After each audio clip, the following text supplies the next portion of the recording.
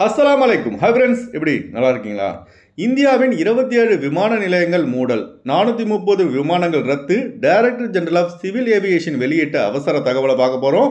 அடுத்து சுங்கத்துறை அதிகாரிகளால் வெளியிடப்பட்ட முக்கிய வீடியோ, 3000க்கும் அதிகமான மதுபானங்களை கடத்தியவன் அதிரடி கைது, அடுத்து போலி விசால குவைத் சென்றவருக்கு ஆப்பு வைத்த தூதரகம், வெளிநாட்டவர்கள் எச்சரிக்கை, இப்படி பல முக்கியமான தகவல் இந்த வீடியோவில் இருக்குது. வீடியோ ஃபுல்லாக பாருங்கள். உங்கள் நண்பர்கள் அனைவருக்கும் கட்டாயமாக இந்த வீடியோ ஷேர் செய்யுங்க.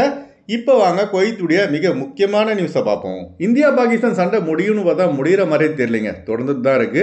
பஹல்காம் தாக்குதல் சம்பவத்தில் 26 இந்தியர்கள் பலியான சம்பவத்திற்கு இந்திய ராணுவம் பாகிஸ்தானுக்கு பதிலடி கொடுத்தது.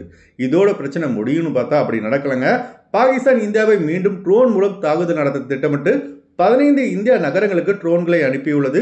ஆனால் 15 ட்ரோன்களையும் இந்திய ராணுவம் தடுத்து நிறுத்தி அழித்துள்ளது. இந்த சம்பவத்துக்கு பிறகு இந்தியாவில் உள்ள முக்கிய 27 விமான நிலையங்கள் பாதுகாப்பு காரணமாக மூடப்பட்டுள்ளது. அதுபோல சுமார் 430 விமானங்கள் ரத்து செய்யப்பட்டுள்ளன. அதுபோல நேற்று டெல்லிக்கும் பஞ்சாபுக்கும் இடையே நடந்த IPL மேட்சும் பாதியில் நிறுத்தப்பட்டுள்ளது. இதெல்லாம் பார்க்கும்போது இந்தியா பாகிஸ்தான் பிரச்சனை தீவிரமடையும் போல தாங்க தெரியுது. இந்தியாவிலும் சரி பாகிஸ்தானும் சரி இரண்டு விதமான மக்கள் இருக்காங்க. ஒரு குரூப் பார்த்தீங்கன்னா இந்தியா பாகிஸ்தான் சண்டை போடட்டும், ஒரு கை பார்த்துக்கலாம் நினைப்பாங்க. இன்னொரு குரூப் எதுக்கு சண்டை, பிரச்சனை பேச்சுவார்த்தையின் மூலம் தீர்த்துக்கலாம்னு நினைப்பாங்க. இந்த வீடியோ பார்க்குற நீங்கள் உங்களோட கருத்துக்களை மறக்காம கமெண்ட்ஸில் பதிவு செய்யுங்க. இரு நாடுகளுக்கும் இடையே சண்டை தீவிரமானால் முதல்ல பாதிக்கப்படுவது அப்பாவி பொதுமக்கள் தாங்க. விரைவில் இந்த சண்டை முடிவுக்கு வர பிரார்த்தனை செய்யுங்க. அடுத்த தகவல், குவைத்துடைய கஸ்டம்ஸ் டிபார்ட்மெண்ட் மிகப்பெரிய கடத்தலை முறியடித்துள்ளது. அரப் டைம்ஸ் பத்திரிகையில் வெளியான ஆதாரத்தின்படி சுமார் 3591 இம்போர்ட்டட் மது பாட்டல்கள் மிகப்பெரிய கேபிள் ரீல்களை மறைத்து வைத்து கப்பல் வழியாக குவைத்திற்கு கொண்டு வரப்பட்டுள்ளது. இந்த சம்பவம் தொடர்பாக உள்துறை அமைச்சகத்துக்கு ரகசிய தகவல் கிடைத்ததை தொடர்ந்து குவைத்தின் துறைமுகத்துக்கு அலர்ட் விடுக்கப்பட்டு சுங்கத்துறை அதிகாரிகள் மற்றும் தீயணைப்புத்துறை அதிகாரிகளுக்கும் கேபிள் ரீல்களை ஆய்வு செய்ய உத்தரவு பிறப்பிக்கப்பட்டது.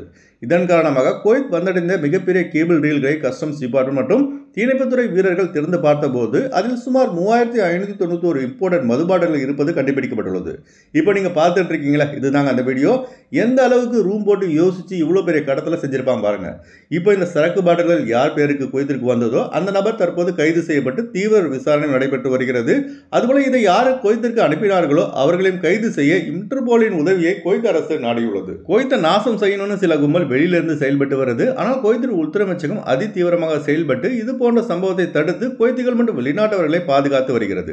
அதுபோல குவைத்தின் துணை பிரதமர் மற்றும் உள்துறை அமைச்சருமான ஷேக் ஃபஹத் அல் யூசுப் சபா அவர்கள் பொதுமக்களுக்கு ஒரு வேண்டுகோள் வைத்துள்ளார்கள்.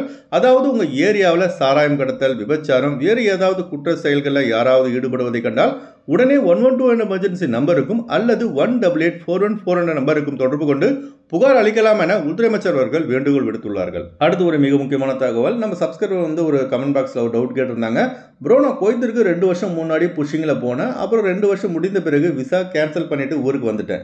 இப்போ மறுபடியும் குவைத் செல்ல விசா அப்ளை பண்ணி புது விசா வந்துடுச்சு.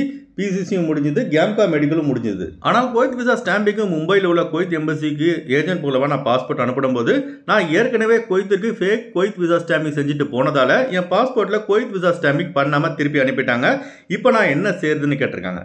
இப்போ நீங்கள் என்ன செய்யணும்னா உடனே புது பாஸ்போர்ட்டுக்கு அப்ளை பண்ணி புது பாஸ்போர்ட் எடுங்க. புது பாஸ்போர்ட் பார்த்தீங்கன்னா தக்கல்ல 1 வீக்கில் வந்துடும்.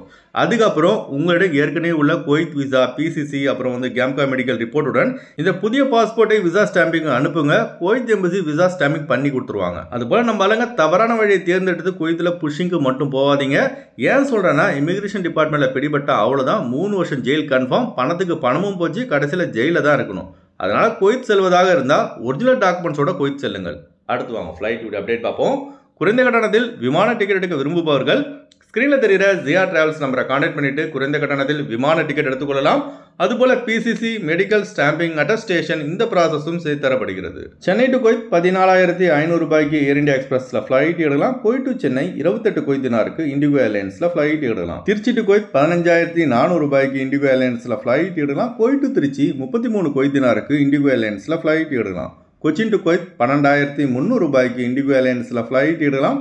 குவைத் டு கொச்சின் 28 குவைத் தினாருக்கு ஏர் இந்தியா எக்ஸ்பிரஸில் ஃப்ளைட் எடுக்கலாம். பெங்களூர் டு குவைத் 5,500 ரூபாய்க்கு சலாம் ஏர்வேஸில் ஃப்ளைட் எடுக்கலாம். குவைத் டு பெங்களூர் 32 குவைத் தினாருக்கு சலாம் ஏர்வேஸில் ஃப்ளைட் எடுக்கலாம். கோயம்புத்தூர் டு குவைத் 16,300 ரூபாய்க்கு இண்டிகோ ஏர்லைன்ஸில் ஃப்ளைட் எடுக்கலாம். குவைத் டு கோயம்புத்தூர் 36 குவைத் தினாருக்கு இண்டிகோ ஏர்லைன்ஸில் ஃப்ளைட் எடுக்கலாம். கொழும்பு டு குவைத் 53 குவைத் தினாருக்கு எத்தியாத் ஏர்லைன்ஸில் ஃப்ளைட் எடுக்கலாம். குவைத் டு கொழும்பு 28 குவைத் தினாருக்கு சலாம் ஏர்வேஸில் ஃப்ளைட் எடுக்கலாம். அடுத்து வாங்க குவைத்துடைய தினார் ரேட் பார்ப்போம். ஒரு தினார் குவைத் இந்தியாவின் மதிப்பு 277 ரூபாய் 24 பைசாவாக உள்ளது. ஒரு தினார் குவைத் இலங்கையின் மதிப்பு 967 ரூபாயாக உள்ளது. இப்போ நான் சொன்னது வந்து குவைத்துடைய அல்முலா ரேட்டுங்க. அடுத்து குவைத்துடைய கோல்டு ரேட் பார்ப்போம். 1 கிராம் 24 கேரட் தங்கத்தின் விலை 33 தினார் 661 ஃபில்ஸாக உள்ளது. 1 கிராம் 22 கேரட் தங்கத்தின் விலை 30 தினார் 867 ஃபில்ஸாக உள்ளது. ஓகே ஃப்ரெண்ட்ஸ், இந்த வீடியோவை ஷேர் செய்யுங்க. இந்த வீடியோ சம்பந்தமா நீங்க என்ன நினைக்கிறீங்கன்னு மறக்காம கமெண்ட் பாக்ஸ்ல பதிவு செய்யுங்க. எப்போதும் இணைந்திருப்போம். உங்களின் ஒருவன் ஜியாவுதீன். அஸ்ஸலாமு அலைக்கும்.